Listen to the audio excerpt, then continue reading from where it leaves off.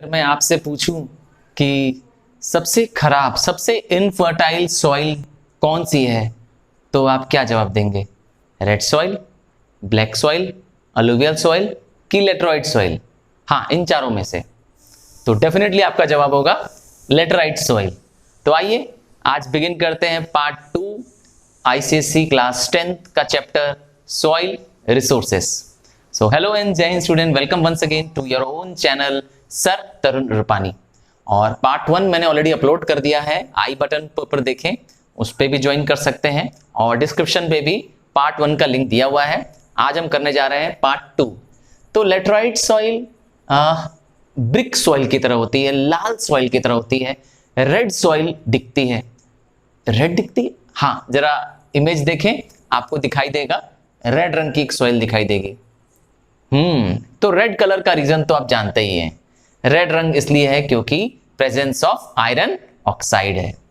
तो आइए और कुछ कैरेक्टरिस्टिक्स के बारे में समझते हैं। तो laterite soil is formed due to leaching, yes, formed due to leaching in areas of heavy rainfall. जहां बहुत बारिश पड़ती है वहां सॉइल लीच्ड हो जाती है। लीचिंग क्या होता है सर? आइए लीचिंग को समझते हैं। लीचिंग के लिए एक और टर्म है डीसिलिकेशन, अर्थात रिमूवल ऑफ सिलिका, इसीलिए desilication. So it's a process in which the nutrients get percolated down below the soil due to heavy rainfall. पानी ज्यादा पड़ने की वजह से, बारिश बहुत पड़ने की वजह से और हाई टेम्परेचर्स की वजह से क्या हो रहा है? वाटर एक अच्छा सॉल्वेंट है, यस, वाटर एक यूनिवर्सल सॉल्वेंट है। वो सॉइल में मौजूद न्यूट्रिएंट्स को, यस, न्यूट्रिएंट्स को, नाइट्रोजन को, पोटैश को, फास्फोरस को डिसॉल्व कर लेता है और एक्सेसिव रेनफॉल की वजह से वो सॉइल क्या होती है? यस, पानी के अंदर ये डिसॉल्व्ड न्यूट्रिएंट्स चले जाते हैं। अब सॉइल के ऊपर सिर्फ बचता है तो सिर्फ सिलिका, सॉरी, सॉइल के ऊपर जो बचता है सरफेस पे वो बचता है एल्यूमिनियम और आयरन। हाँ, तो उसके जो सॉल्युबल पार्ट्स हैं, जो न्यूट्रिएंट पार्ट्स हैं, वो डिसॉल्व होकर कहां चले जाते हैं? यस, सॉइल के नीचे चले जाते हैं, नीचे लेयर में चले जाते हैं। नतीजा ऊपर से सॉइल क्या हो जाती है? अनउपजाऊ रह जाती है। इसीलिए लेटराइट सॉइल सबसे घटिया सॉइल में से एक है। आइए कुछ और फीचर्स इसके बारे में जानते हैं। तो हैवी रेनफॉल वाले इलाकों में बनती है, लीचिंग नाम के प्रोसेस से उसका सिलिका रिमूव हो जाता है, उस पे मौजूद सारे important nutrients like nitrogen, phosphorus, potash, NPK सब रिमूव हो जाता है। ह्यूमस जो कि डेड एंड डिकेइंग मैटर होता है, हाँ, वो भी रिमूव हो जाता है क्योंकि बैक्टीरिया क्या करते हैं? उसको रिमूव कर देते हैं। तो इसका मतलब है सॉइल सबसे बेकार सॉइल है। हाँ, दो टाइप की ये भी पाई जाती हैं, अपलैंड लेटराइट्स, लोलैंड लेटराइट्स। जहां पर हिली एरियाज में, हाँ, माउंटेनियस रीजन्स में, जैसे राजमहल हिल में, हाँ, ईस्टर्न वेस्टर्न घाट्स के वेस्टर्न स्लोप्स में जहां पर एक्सेसिव रेनफॉल होती है, वहां हाईलैंड्स पे बनते हैं, ऊंचाइयों पे बनते हैं अपलैंड लेटराइट्स। और जब यही रिवर्स क्या करती है? इनको अपने साथ बहा के नीचे ले आती हैं, यस, तो यही बन जाते हैं लोलैंड लेटराइट्स। अब इनका डिस्ट्रीब्यूशन कहां ये पाए जाते हैं? तो बता ही दिया, जहां पर क्या होने वाला है? एक्सेसिव रेनफॉल, हैवी रेनफॉल होने वाली है, मतलब areas of 200 centimetre and above. Yes, अगर आप मैप में मार्क कर देंगे रेनफॉल रीजन तो भी आपका आंसर वही आ जाएगा। Areas having more than 200 centimetre of rainfall annually, yes, उन रीजन्स को आप मार्क कर दिए, लेटराइट सॉइल मिल जाएगा आपको। Western slopes of the western Ghat, Garo, Khasi, Jaintia hills, है ना, तो इन जगहों पे पाई जाएगी। Peninsular plateau region, eastern and western Ghats के स्लोप रीजन। एंड स्टेट्स में नाम दें तो मध्य प्रदेश, अपने मध्य प्रदेश में देखा होगा कि वहां पर हाई टेम्परेचर हमेशा रहता है और रेनफॉल भी अच्छी मिलती है मध्य प्रदेश को। नतीजा तो मध्य प्रदेश, उड़ीसा, महाराष्ट्र, ये कुछ स्टेट्स हैं जहां पर ये लेटराइट सॉइल पाई जाती है। जरा आप मैप में भी ध्यान से देखें तो आपको इनमें लेटराइट सॉइल का मार्क, यस, कलर दिखाई दे रहा होगा। दिखा? चलिए कैरेक्टरिस्टिक्स ऑफ लेटराइट सॉइल की बात करते हैं। तो लेटराइट सॉइल रेड कलर की होती है। क्यों होती है red soil? Because of the presence of iron oxide. Wait कर रहे हैं मेरे क्वेश्चन का? हाँ। So question for the day, yes, आपको बताना है why is black soil black in colour. हाँ, क्या कहा आपको मालूम है? प्लीज जवाब जरूर दीजिए, कमेंट बॉक्स में जरूर लिखिए। ये नहीं है कि आंसर राइट है कि रॉन्ग है, बस कमेंट करना। जवाब देने से क्या होता है, आपके और मेरे के बीच में कम्युनिकेशन बनी रहती है।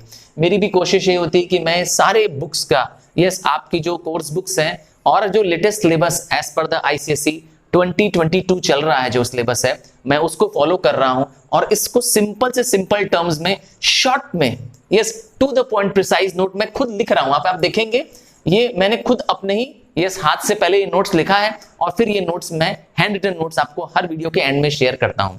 वीडियो के एंड में आप देखेंगे लिखा मिलेगा, हाँ टेक स्क्रीनशॉट्स, तो आप वहां से भी ले सकते हैं।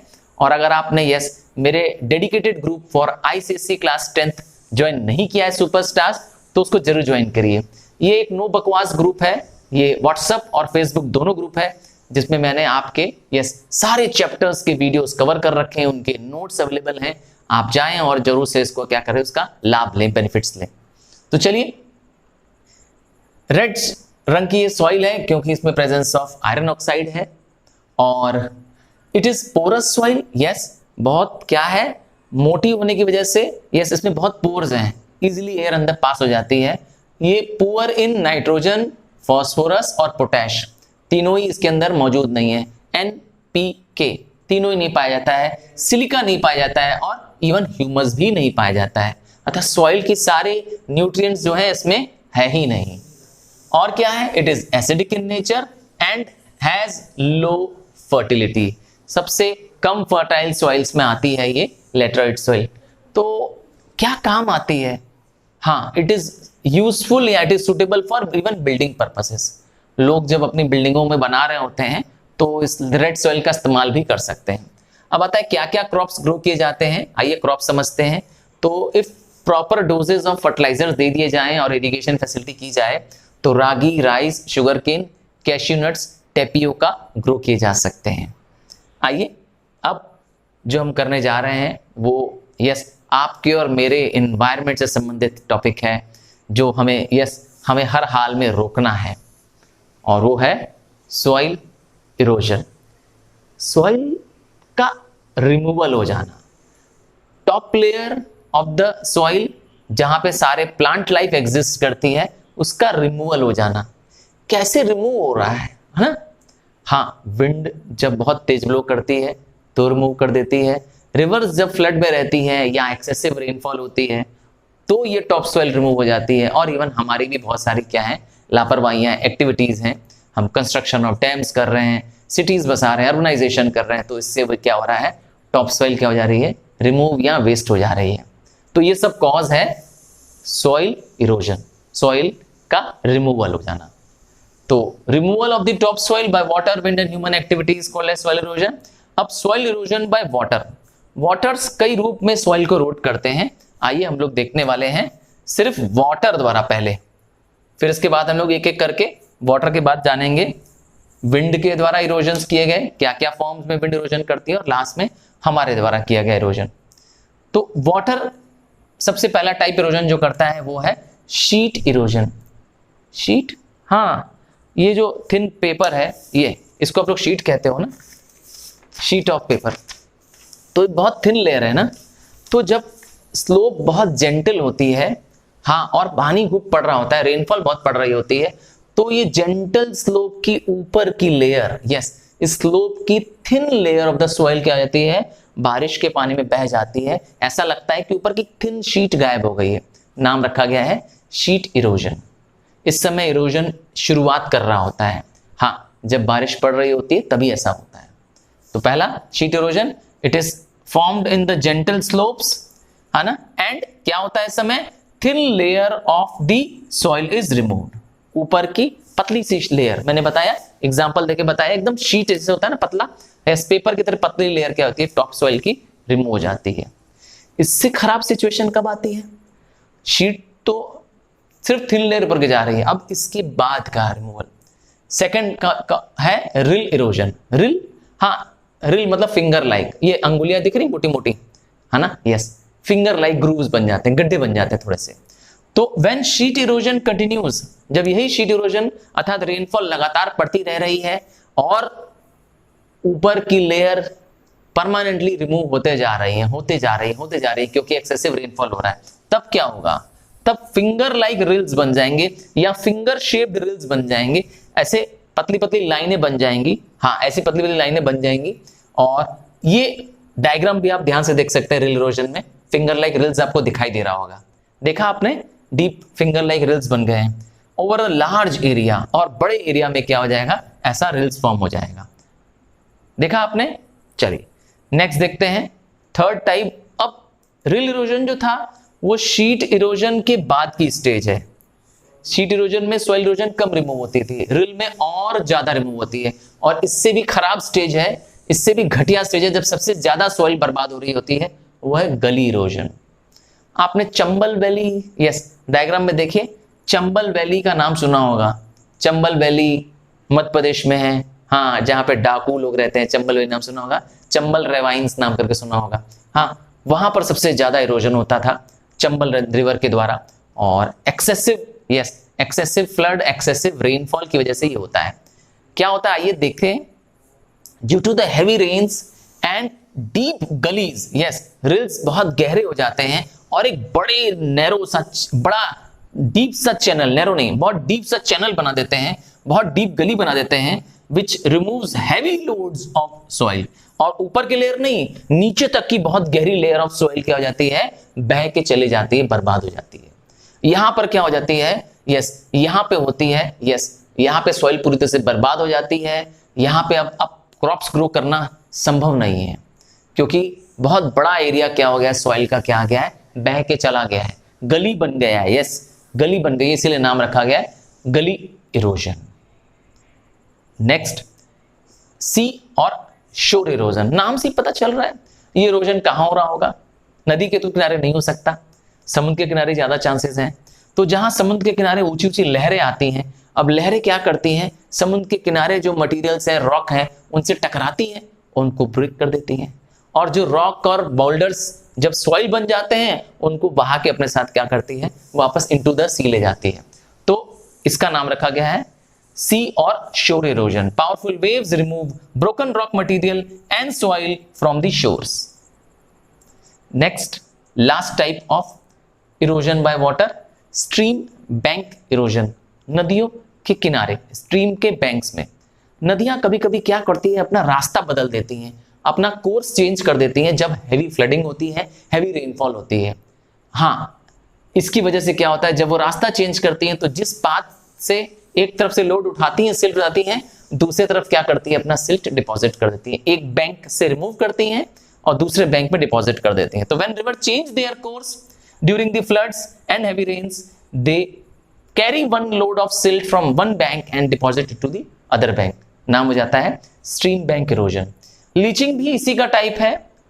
यस 6 पॉइंट लिख सकते हैं सॉइल इरोजन बाय वाटर में, लीचिंग भी, बट लीचिंग भी हैव ऑलरेडी डिस्कस्ड। सो समझ में आ गया होगा तो लाइक प्रेस करना, और हाँ चैनल सब्सक्राइब नहीं किया है तो प्लीज चैनल को सब्सक्राइब करो, अपने क्लासमेट्स फ्रेंड्स को भी बताओ। Yes because your help, your sharing is caring. और याद रखिएगा आप इस तरह से मुझे भी हेल्प कर रहे हैं कि मैं भी और बच्चों तक और फ्रेंड्स तक पहुंच सकूं, और वीडियोस बनाने का मुझ में मोटिवेशन आए और मैं और बेटर तरीके से आपको हेल्प कर सकूं। I know I and you can make a big team and big difference in 2022। Yes 2022 में बहुत बेहतरीन रिजल्ट देने के लिए हम लोग तैयार हैं। ये गोल्डन अपॉर्चुनिटी है आपकी और मेरे पास, यस प्रिपरेशन करने की।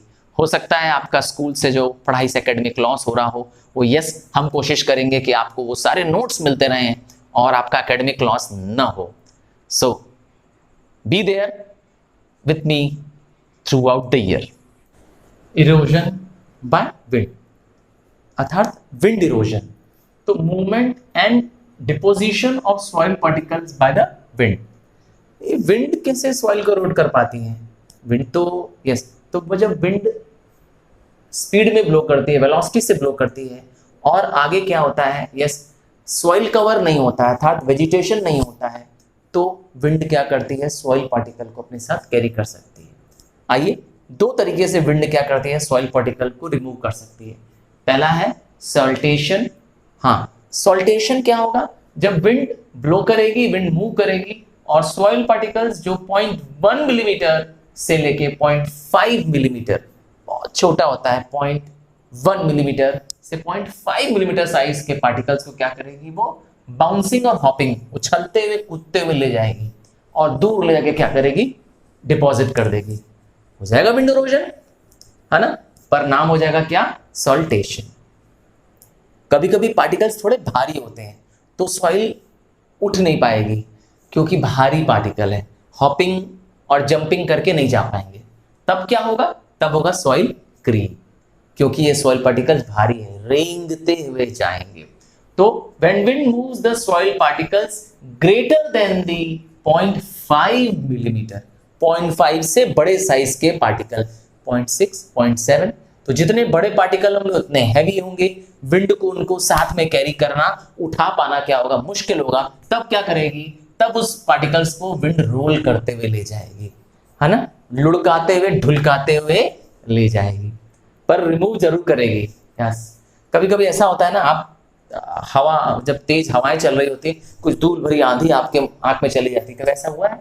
हाँ, तेज हवाएं आई है और अचानक आप या तो कहीं गाड़ी चला रहे हो या कहीं खड़े हो तो एकदम किनारे हो जाते हो, तेज हवाएं चल रही होती है, वो धूल कहाँ से आ रही है, यही वो विंड इरोजन है जो उन्होंने व्हील से, आसपास के ग्राउंड से क्या किया है, वो विंड कैरी कर ली और वो क्या कर रही है, तेजी से ब्लो कर रही है। ये सॉल्टेशन नाम के प्रोसेस से वो रिमूव हो जा रहा है। सो क्यों होता है, मैंने बता दिया, it take place due to the reasons devoid of vegetation, क्योंकि वहां पे वेजिटेशन नहीं है, सॉइल कवर नहीं है, कुछ भी उगा होता, ग्रास भी उगी होती है ना, तो क्या होता, अगर फॉरेस्ट ग्रास कुछ लगा होता तो ये प्रोसेस नहीं होता, इरोजन रुक जाता विंड बाय इरोजन का। अब दो, यस, विंड ने इरोजन कर दिया, वाटर ने इरोजन कर दिया, अब हम भी, यस, हम भी क्या कर रहे हैं, इरोजन को मददगार कर रहे हैं, हम भी इरोजन की मदद कर रहे हैं, अपने आसपास की सॉइल को बर्बाद कर रहे हैं। सबसे पहला तरीका है removal of vegetation on hill slopes. पहाड़ों को हम काटते जा रहे हैं, पहाड़ों पे सड़क बनाते जा रहे हैं, पहाड़ों पे बस्तियां बनाते जा रहे हैं। क्या होगा, जंगल कटेंगे पहाड़ों के, जब पहाड़ों के रास्ते से जंगल कटेंगे, वहां सड़कें बनाई जाएंगी, वहां बिल्डिंग्स बनेंगे, रिजॉर्ट्स बनेंगे, होटल्स बनेंगे। हाँ, तो क्या होगा, तो वहां पर जो बारिश पड़ेगी, वो बारिश पहले तो शीट इरोजन कॉज करेगी। शीट इरोजन में क्या होगा, सबसे ऊपर की पहले थिन लेयर रिमूव हो जाएगी, और जब ये बारिश एक्सेसिव रेनफॉल में कन्वर्ट हो जाएगी, हैवी डाउनपोर में कन्वर्ट हो जाएगी, तो वहां पे रिल लाइक, अच्छा फिंगर लाइक रिल्स बन जाएंगे, अगला स्टेज इरोजन का आ जाएगा। और अगर बारिश और ज्यादा चली तो ये रिल्स इरोजन और गहरे और डीप हो जाएंगे और वैली तक बन जाएंगे। अर्थात सबसे ज्यादा, यस, फाइनली सबसे ज्यादा इरोजन होगा, गली इरोजन हो जाएगा, जो सबसे ग्रेटेस्ट लॉस ऑफ सॉइल होगा। अर्थात सॉइल अब एकदम ही क्या हो जाएगी, इनफर्टाइल लेयर बचेगी, क्योंकि डेप्थ तक सॉइल रिमूव हो चुकी है। दूसरा तरीका क्या है, हम लोग और क्या करते हैं, ह्यूमन एक्टिविटीज, हम जंगल काट देते हैं। जंगल क्यों काट रहे हैं, मैंने कहा हमें नए फार्मिंग लैंड चाहिए, हमें नया शहर बसाना है, नई इंडस्ट्रीज बसानी है, नई रेलवे लाइन बिछानी है, नई सड़कें बिछानी है, जंगल कट रहे हैं भाई। आपने देखा होगा, आपके जब आसपास जो चौड़े बड़े सड़क बन गए हैं, अब हाईवेज बन गए हैं, तो उसके लिए बहुत सारे पेड़ काटे गए हैं। तो आपको क्या लगता है, वो जो 100-100 साल पुराने, है ना, पेड़ थे, 200-200 साल पुराने पेड़ थे, हम लोगों ने एक ही झटके में उसको काट दिया, तो बेचारे वो 100 साल तक हमें ताजी हवा दे रहे थे, हमारी सॉइल को प्रिजर्व कर रहे थे, इरोजन से रोक रहे थे, है ना। तो डिफॉरेस्टेशन हो जाने से और शिफ्टिंग कल्टीवेशन, हाँ, कुछ ट्राइबल्स, कुछ पहाड़ी इलाके में रहने वाले लोग क्या करते हैं, एक बड़े पार्ट के जंगल को कट कर देते हैं और वहां पे खेती बाड़ी करने लगते हैं। उस कट लैंड में, अर्थात पेड़ों को काटने के बाद वहां पर उनको जला देते हैं बचे हुए पोर्शंस को, और उसी राख में, उसी ऐश पे क्या करते हैं, उस एरिया में खेती करते हैं। साल 2 साल 3 साल तक इंटेंसिव खेती करने के बाद जब वहां की सॉइल फर्टाइल नहीं रहती है, वो उस पोर्शन को छोड़ के किसी और पोर्शन में चले जाते हैं और वहां भी यही प्रोसेस करते हैं, फिर एक जंगल का पोर्शन कट कर देते हैं और फिर वहां पे 2-3 साल तक खेती करते हैं। बहुत ही हार्मफुल तरीका है, जंगल का भी बर्बादी हो रही है, यस, और क्या हो रहा है, इरोजन भी पैदा हो रहा है, क्योंकि वहां से सॉइल कवर रिमूव हो चुका है। अब सॉइल को कैरी करना वाटर द्वारा, विंड द्वारा बहुत ईजी हो जाएगा। और क्या करते हैं हम लोग, और क्या हमारी activity, finally uncontrolled grazing of domestic animals in the valleys and the upper slopes। अक्सर पहाड़ी इलाकों पे, हाँ, पहाड़ी इलाकों की वैलीज जहाँ बहुत ग्रासलैंड्स होती हैं और बुशी एरिया होता है, वहाँ पर बहुत सारे कैटल्स, शीप्स, है ना, क्या करते हैं, शेपर्ड्स लोग छोड़ देते हैं और उनकी अनकंट्रोल्ड ग्रेजिंग से अक्सर ये ग्रेज जब करते हैं तो सॉइल कवर रिमूव हो जाने की वजह से इरोजन हो जाता है। Thank you students for watching the video. ये 2 पार्ट मैंने ख़त्म कर दिए हैं। थर्ड और final part of soil erosion अभी बाकी है। हाँ, जरूर देखिएगा थर्ड पार्ट, और कंक्लूडिंग पार्ट होगा, उसमें पूरा फाइनल डिस्कशन करेंगे इस चैप्टर का, जिसमें सॉइल कंजर्वेशन और प्रिवेंशन ऑफ कंजर्वेशन भी जानेंगे। So thank you. Channel subscribe नहीं किया, एक बार फिर कहूँगा, चैनल सब्सक्राइब जरूर करें। अपने क्लासमेट्स, फ्रेंड्स को प्लीज़ हेल्प करिए मुझे, ताकि मैं भी उन तक पहुँच सकूँ जहाँ तक मैं नहीं पहुँच पाया हूँ। Thank you students, once again, bye, see you in another video।